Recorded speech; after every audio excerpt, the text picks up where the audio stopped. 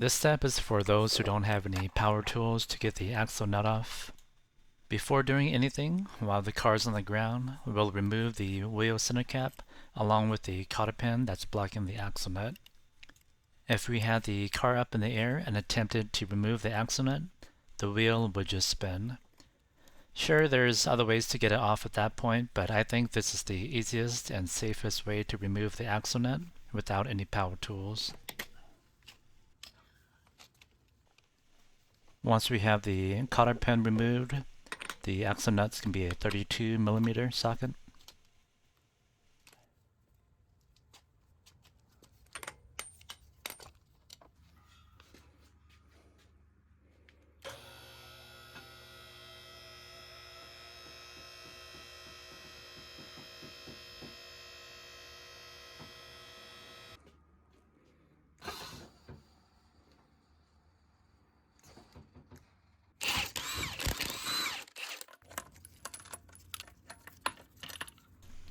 The quick jack I'm using is relatively safe, but I still like to put the wheel under the car just in case the jack happens to fail.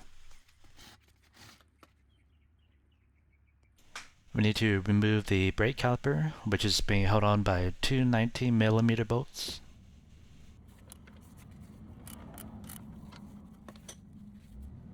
For the bottom bolt, you'll have to use a 19mm wrench.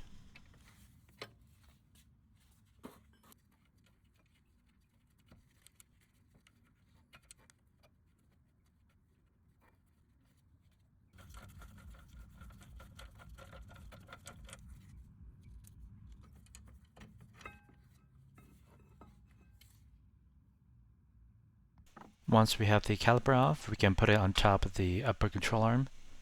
I'm putting these screws in so I don't lose them.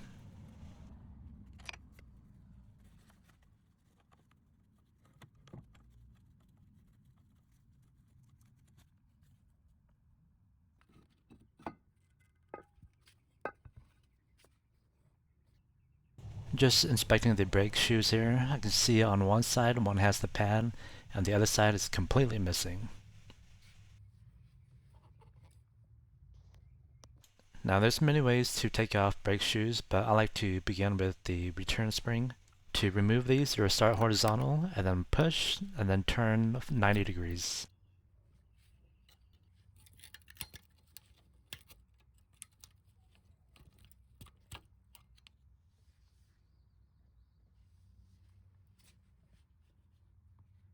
And then we'll tackle the upper spring. We'll wedge the flathead under the spring and the little nub that's from the brake shoes. And then for the adjuster, this has to go in as a specific way, so remember the orientation.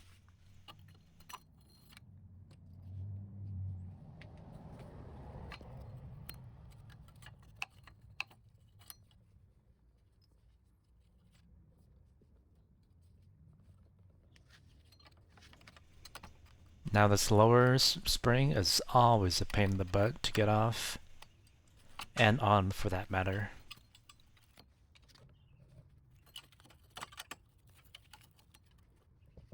Just keep prying and eventually you'll get the spring off.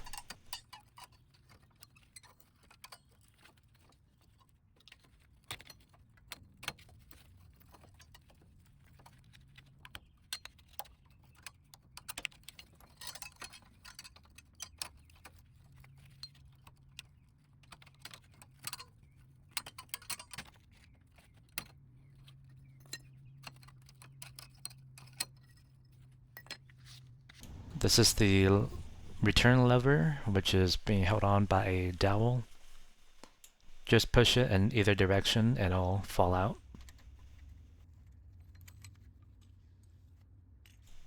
And here we're comparing the old rusted parking shoes and hardware with the new ones, also replacing the lever and anchor block. No dust shield and the new dust shield. Now if you already loosened your axle nut from the beginning of the video, you can just kind of skip this section. The beginning was kind of a post-production thing. I added it in the beginning for those who didn't have impact guns or power tools. It's always good to clean the threads before unscrewing any nuts.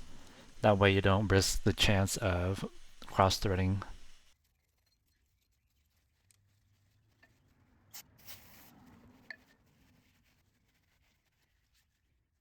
Again, we use a 32mm, and this time we use a impact gun.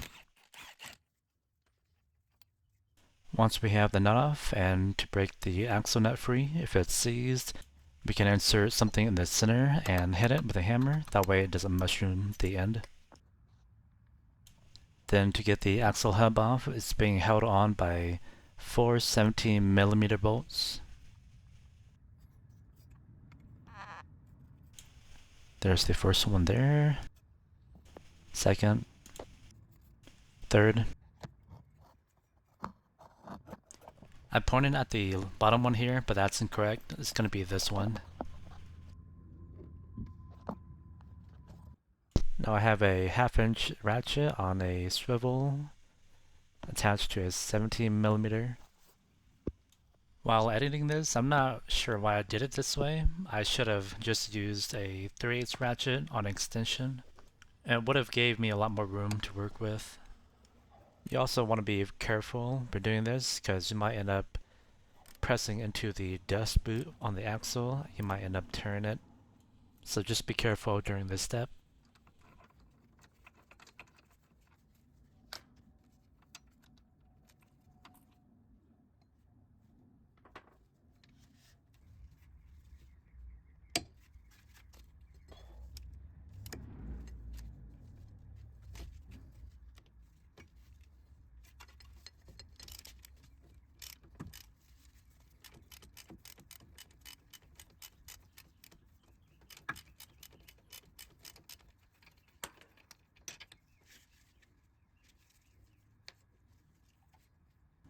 And when doing these bottom bolts, you might have to push the axle in the center to push it back. That way it gives you a little more room to work with.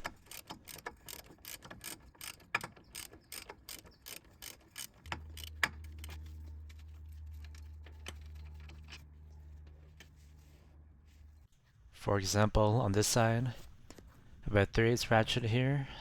Like I said, not a lot of room to work with. Got this little pipe here, inserting it into the ratchet so I can get more leverage.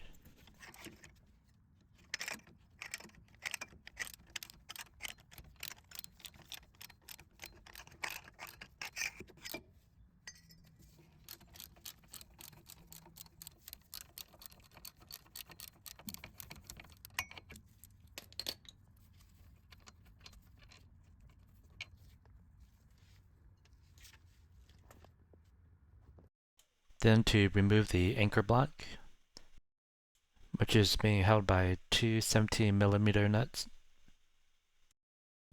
These were a little rusty, so I sprayed on some penetrating oil and then let them sit for about 5 minutes.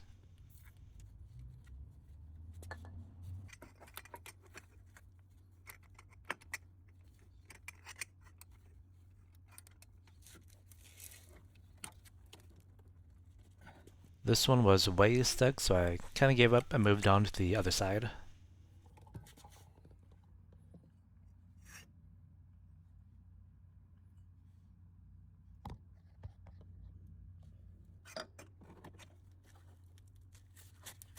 This side was pretty stuck on too, so I had to brace myself on the car.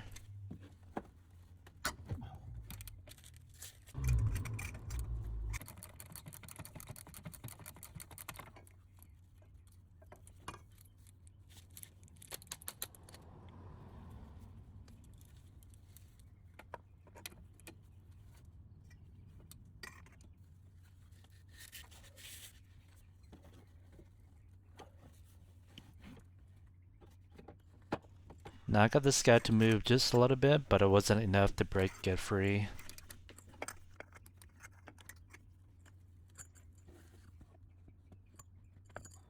So I had to resort to some persuasion. This will make the metal and the nut expand just enough for it to separate from the threads. If you have to resort to this method, make sure to be careful and not melt the boot off your axle.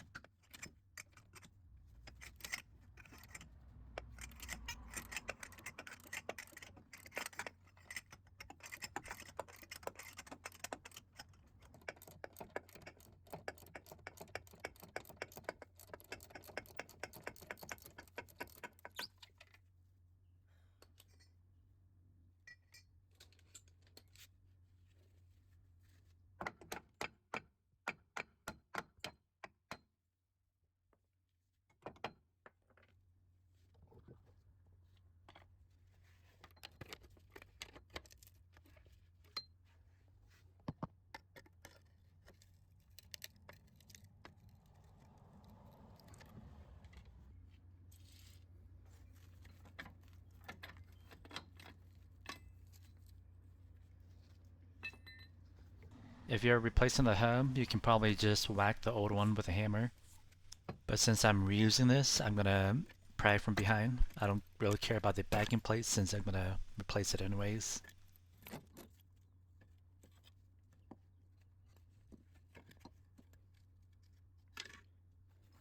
Before installing anything, I'm gonna clean up the mating surfaces.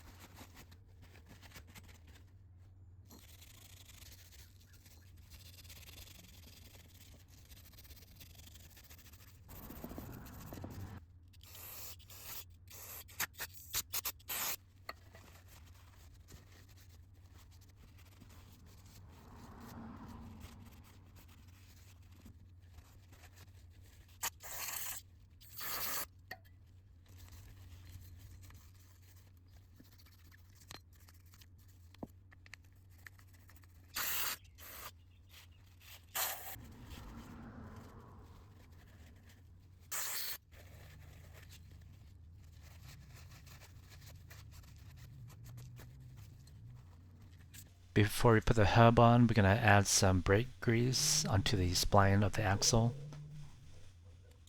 You don't need to go too crazy on the grease. You just want to apply a good layer to cover all the splines.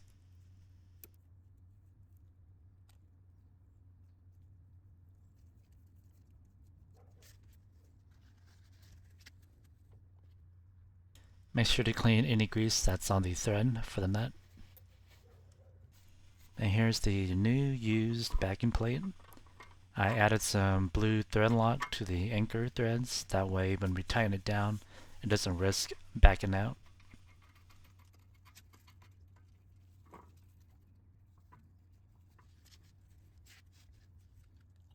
Since I don't have any anti-seize grease, I'm going to apply some of the brake grease around the edge where it makes contact with the spindle.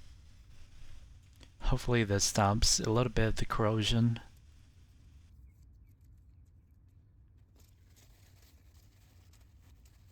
Here I'm just making sure to clean up the grease that fell into the threads.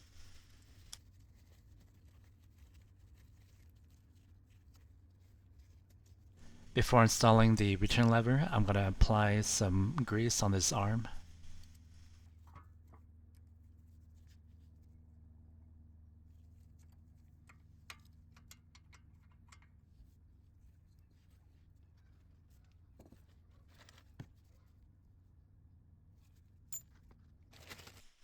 It's always a good idea to apply some thread lock to the bolts before installing it. This will help prevent the bolts from vibrating loose. When installing the hub, it only mounts one way. The upper mounting holes are actually a little more narrow than the bottom holes. So if for some reason you can't seem to get the holes to align, it means you might have the hub upside down. I like to install things in a crisscross pattern, that way it applies equal pressure when tightening down.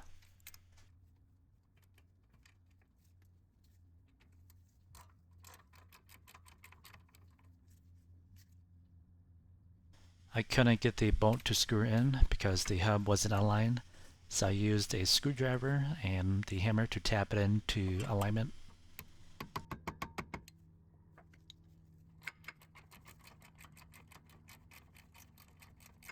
I'm going to lightly snug the top one here. You don't want to torque them down just yet.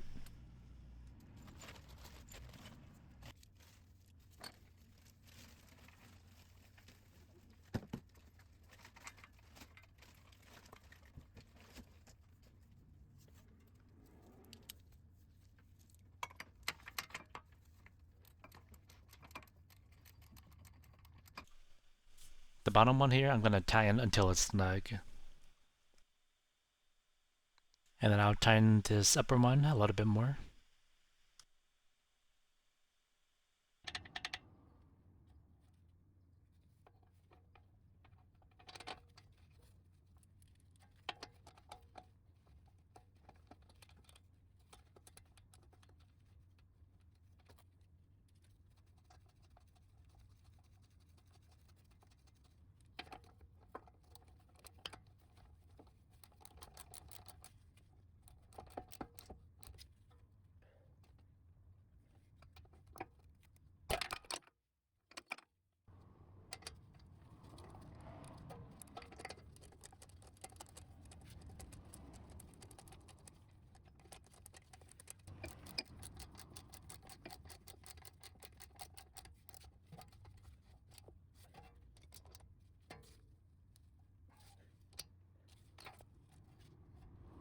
And now that we have everything snugged, we can torque everything down to 65 foot-pounds.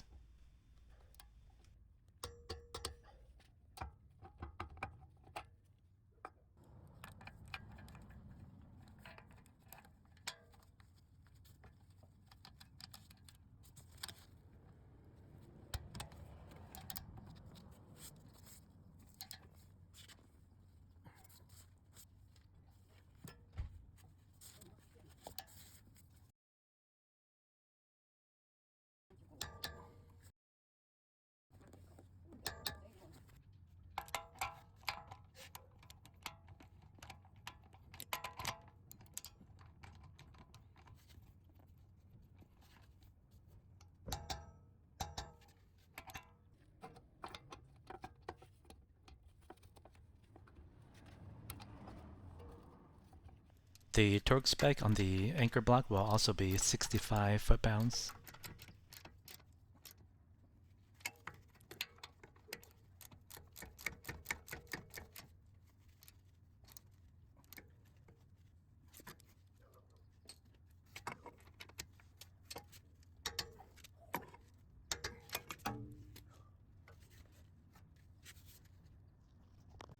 And before installing the parking brake, we want to grease up all the contact points.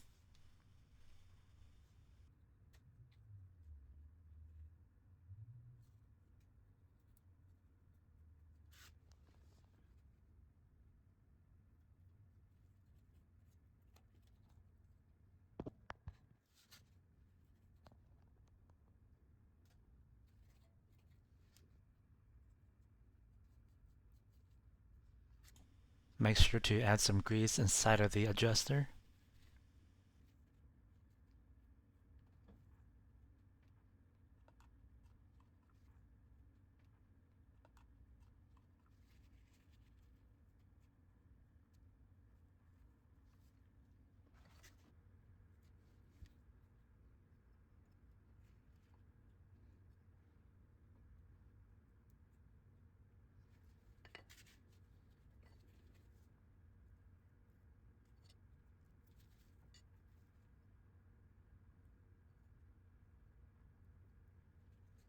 You don't have to do this step, but I'm going to add some lightweight oil to the hardware just to kind of help prevent corrosion.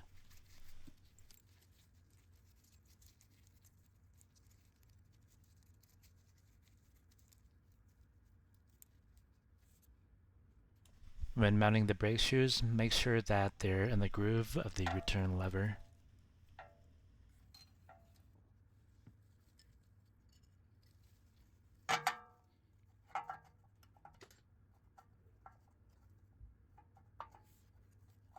When installing the retainer and spring, insert the pin into the hole starting vertically. Push and turn in any direction 90 degrees to lock it into place.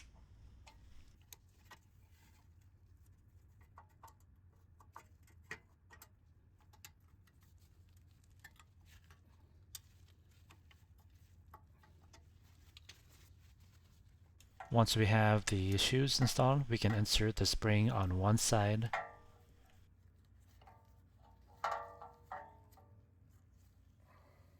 Once we have the spring hooked up on the other side, we'll have to muscle this side of the spring to hook up onto this side of the brake shoe.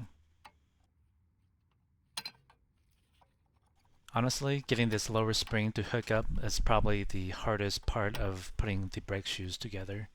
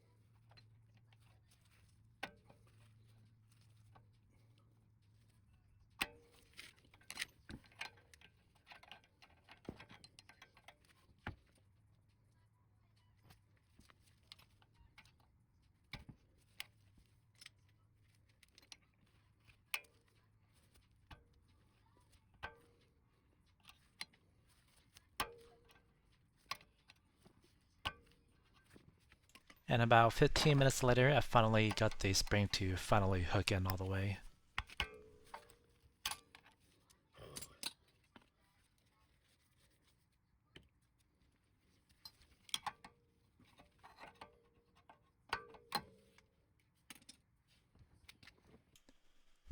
Once you have the lower spring installed, it should look something like this.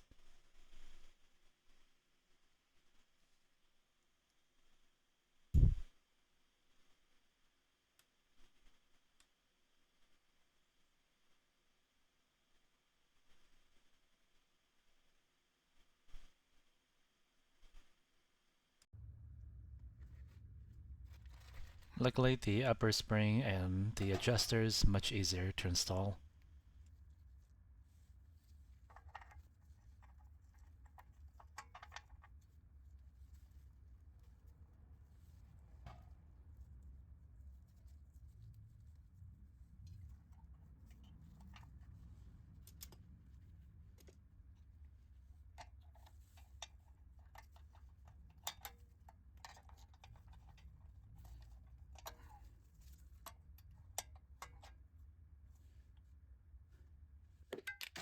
I like to open up the adjuster enough to where it makes contact with the inside of the rotor. Once it makes contact with the rotor, I will then close the adjuster a few notches. This took a couple tries of adjusting and engaging the parking brake to where I felt like the parking brake was firm, but not dragging the rotor on the brake shoes at the same time.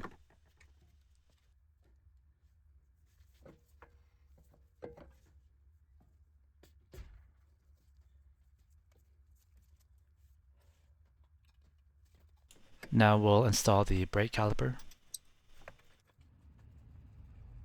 Tighten the bolt down to 62 foot-pounds. Since we can't fit a torque wrench down here, we'll just wrench it down until it's super snug.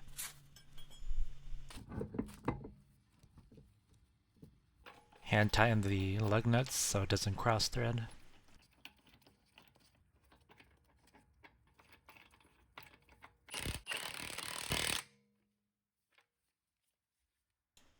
Now if you have a 2009 or newer EX35, you will have a washer, nut, retainer, and then cotter pin. But since I have a 2008, all I have is the axle nut and then the cotter pin. So following the service manual, that's what I'm going to leave it as.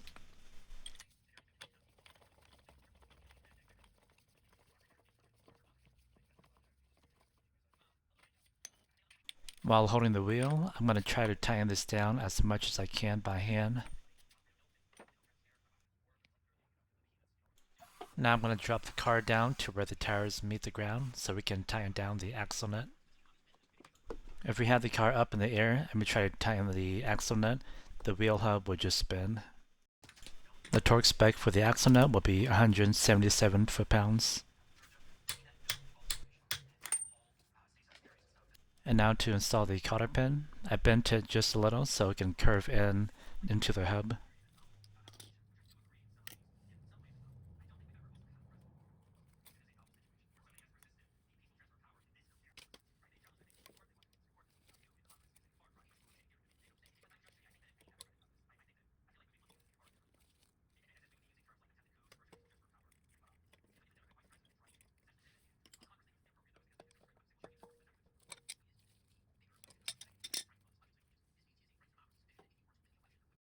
Don't forget to tighten down your lug nuts. After that, you can put on your center cap.